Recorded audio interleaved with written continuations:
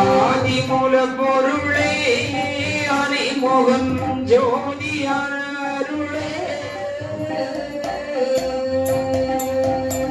பாதியிடது ஆதியும் மையாடுகின்ற வேதத்தனை வென்றவா ஆதிமூல பொருளே அணிமுகம் ஜோதியான அருளே ஜோதியான அருளே ஆதியிடது பரமன் ஜோதி உமை அழைத்த நான் ஒரு வேதம் தன்னை வென்றவா வேதத்தனை வென்றவா செல்வர் வேதம் தன்னை வென்றவா செல்வதா வேதவர்க்கு மூத்தவா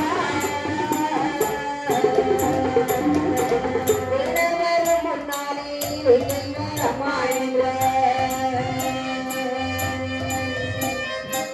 வேதக்கருள் செய்யவா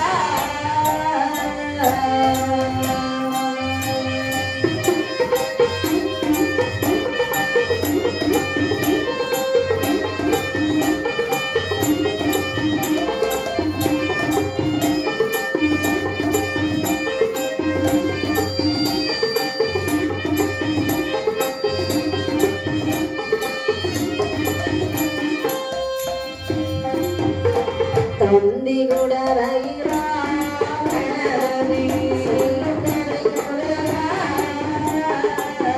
தந்தி குடவை ராம கணபதி சொல்லும் கதை குதரா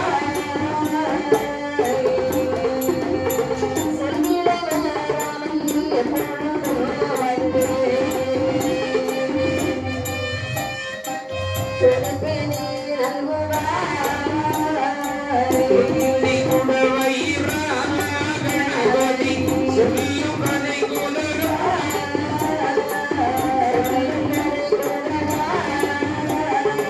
சொல்விடவர் அருள் எப்பொழுதும் வாழே.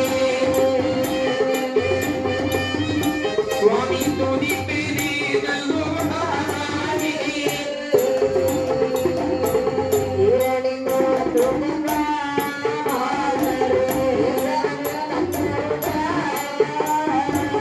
ஈரணிந்தோன் புதல்வா மாமரும் இயேசுவன் கண்ணருவா.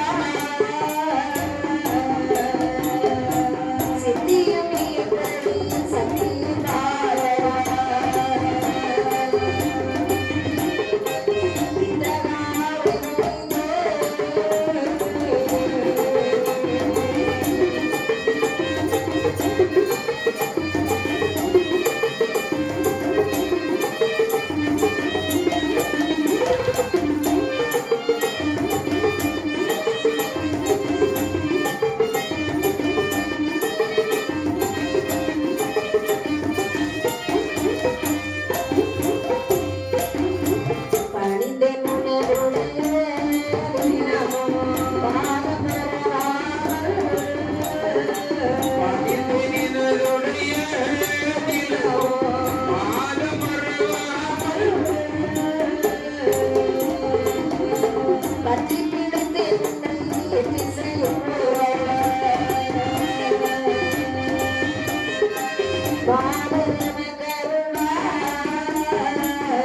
பணிந்தெனினருடைய நிலவோ பாதமருவாமல்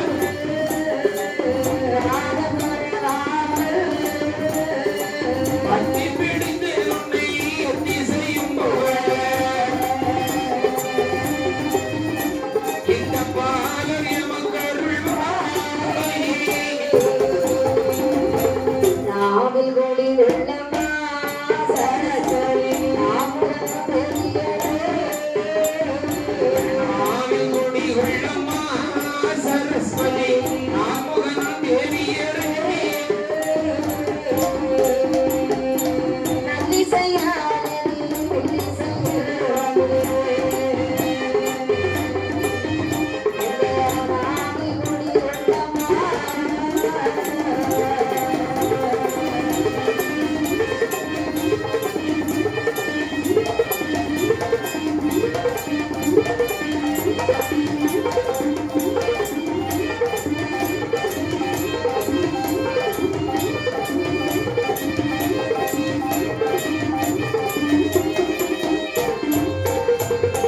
பொன்னணி அரணாவங்கில் பூங்கோணி பிரம்மசக்தி அடி நன்னணி மாயோன் தங்கை நாரணி உலகம் காத்தான் உலகம் காத்தாள் என்னிடை இமையாண்டானோ வேதமும் தானாய் நின்று ஆனாய் என்று தன்னோட புகழை நாவால் சாற்று வேந்தார் தரணி மீதில்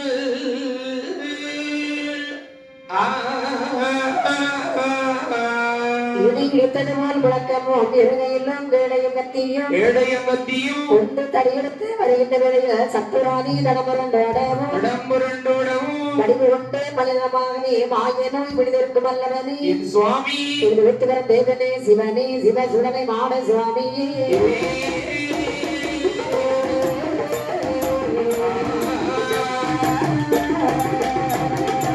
மலைவன் மலரு கனிய மலரு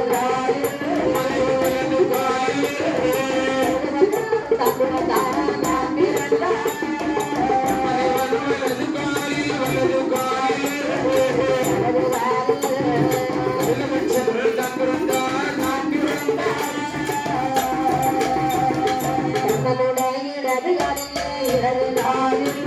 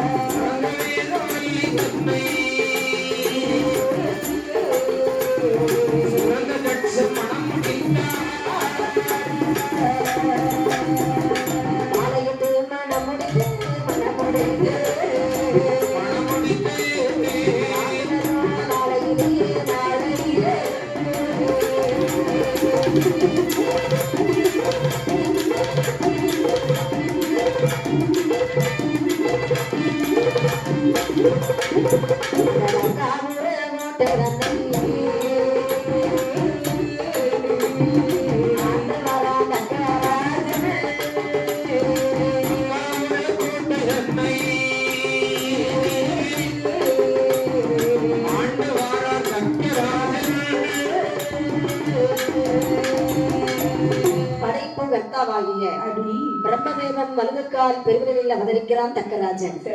பிரம்மனுடைய இடதுக்கால் பெருவிரையில் அவதரிக்கின்றார் வேதவல்லியானவள்.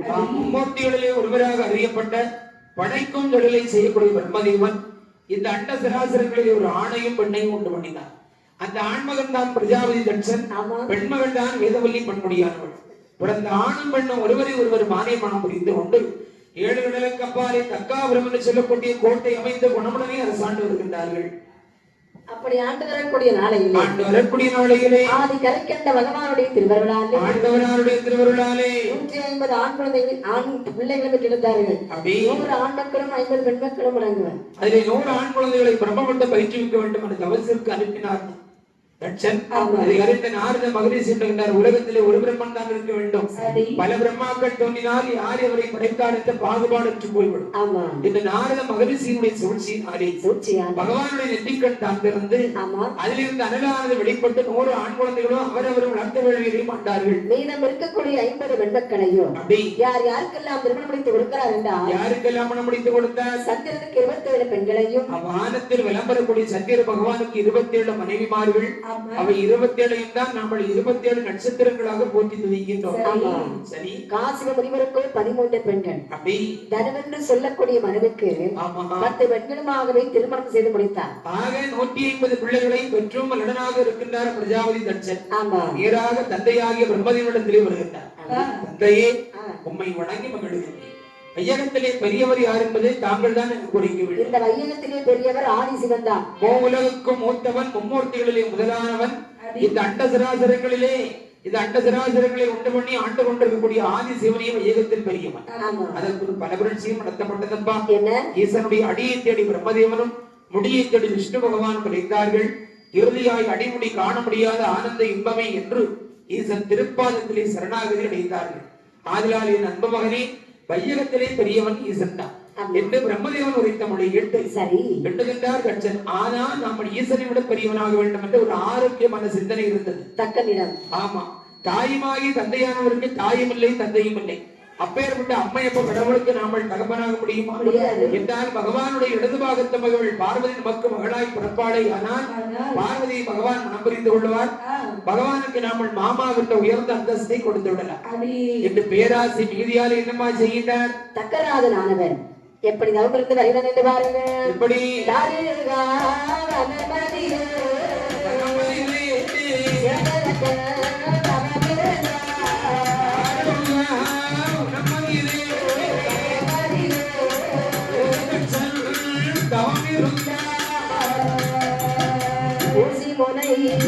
தனையூட்டி உச்சரக்கன் தவமிருந்தான் தவமிருக்கோ நாடையிரு நாடையந்த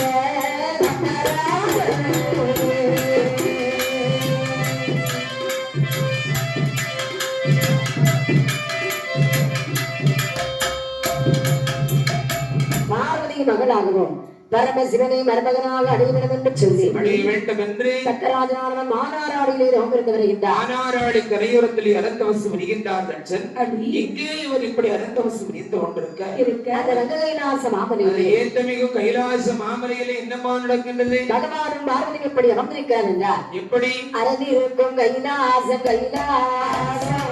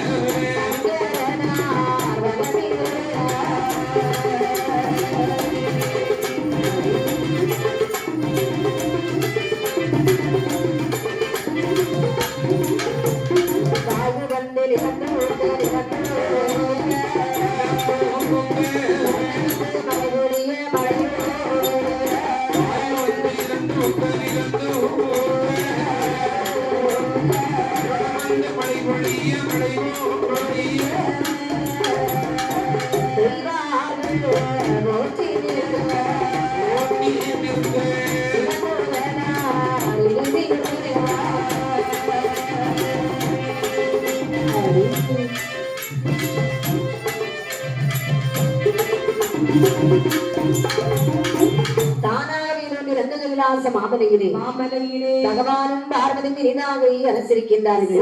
பொன்னை ஒதுக்கி வார்த்து சொரிமுத்தாரின் பிறகு பாவி ஆணி பொன்னும் மனதில் மீதுள்ள அருணமையும் கொள்விருந்தார்கள். ஆண்டவனாரும் அம்மையும் உமைவளாகப்பட்ட பார்வதாதியும் கொள்விருந்தார்கள். இப்படி இன்பமோடு கொலிவிட்டு இருக்கக்கூடிய தருவாயிலே பகவானுக்கு இரண்டவரும் என்ன வேலை என்றால் என்னம்மா பணி? படைத்த ஜீவன்களுக்கு பணியிடப்பதுதான் பகவானுடைய வேலை. அதான் சொன்னார்கள் மக்கள் பணியே மகேசன் பணி. இங்கும் மகேசனுடைய பணியே மக்கள் பணியாய் தினந்தோறும் தான் படைத்த மனுக்களுக்கு பட்டினி என்பது வராமல் பகவான் படியிழந்து கொண்டிருக்கின்றார். அதுதான் ஈசனாருடைய அன்றைய தினந்தோறும் உள்ள பணி. ஒரு நாள் தினத்திலே படியிழக்க வேண்டும் என்று சொல்லி வேண்டும் என்று ஆதி பரம்பொருளாகிய பகவானானவர் ஆமா பார்வதி பத்தி என்ன சொல்கிறார் என்று பாருங்க. எப்படியம்மா? பார்வதியே பார்வதியே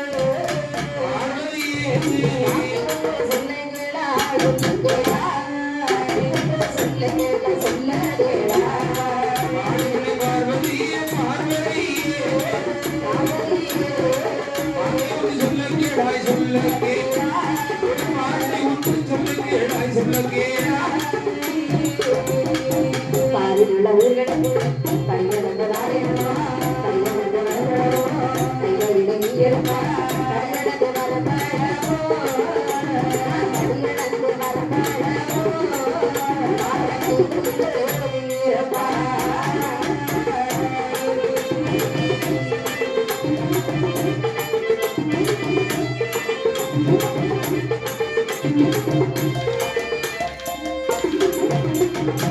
வானிலுள்ள உயிர்களுக்கெல்லாம் படியிழக்க வேண்டும் என்று படியிழக்க வேண்டும் என்று ஆதி பரம்பொருளாகிய பகவானானவர் அப்படி பார்வதி அருள்களுக்கு சொல்லுகிறார். பெண்ணே பார்வதி சுவாமி உலகத்து உயிர்களுக்கெல்லாம் படியிழந்து விட்டு வருகின்றேன். சரி அந்த அட்சய பாத்திரத்தை கரப்படுத்து கொடுத்தாயே எந்த போது உமையோடும் அட்சய பாத்திரத்தை கரப்படுத்து கொடுத்து சென்று வாருங்கள் பகவானை என்று படியிழக்க பகவானை அனுப்பி வைக்கக்கூடியவள் சாட்சாத் இந்த பார்வதா தேவி தான். அதன்படியாக பகவானானவர் அதன் பிரகாரம் ஆண்டவன் பாடியுள்ள உயிர்களுக்கெல்லாம் படியிழக்க வேண்டும் என்று சொல்லி இறந்தவரும் படி வந்து விட்டு எப்படி வழியிழந்து வருகிறார் என்று பாருங்கள். எப்படி பாருங்கள் நான் நல்ல திரையெடுத்து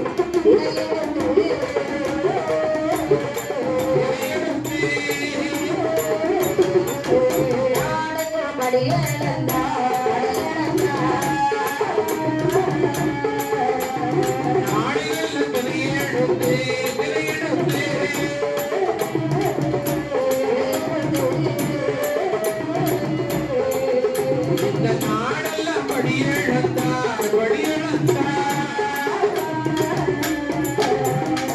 உரிய நல்லதினை எடுத்து உலகமெல்லாம்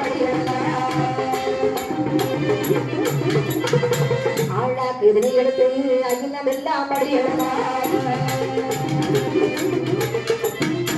எறும்புகடை யானை யானை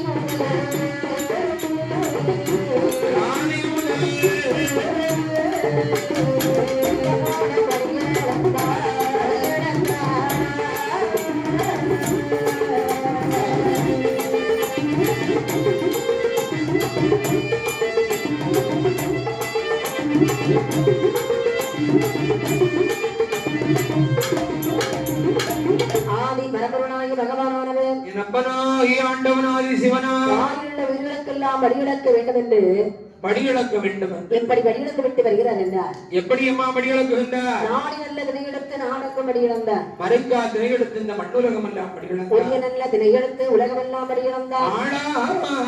திரையெடுத்து அண்ட சிராசனங்களை ஆகியும் படியிழந்தார். எறும்புகடை யானை முதல் 84 கோடி ஜீவராசிகளுக்கும் குறைவில்லாமல் தினந்தோறும் பகவான் படியிழந்து விட்டு வருகிறார். படைத்த மனுக்களுக்கு பட்டினி என்பது நேர்ந்திடாமல் ஆமா பரம்பொருள் படியிழந்து கொண்டிருக்கின்றார்.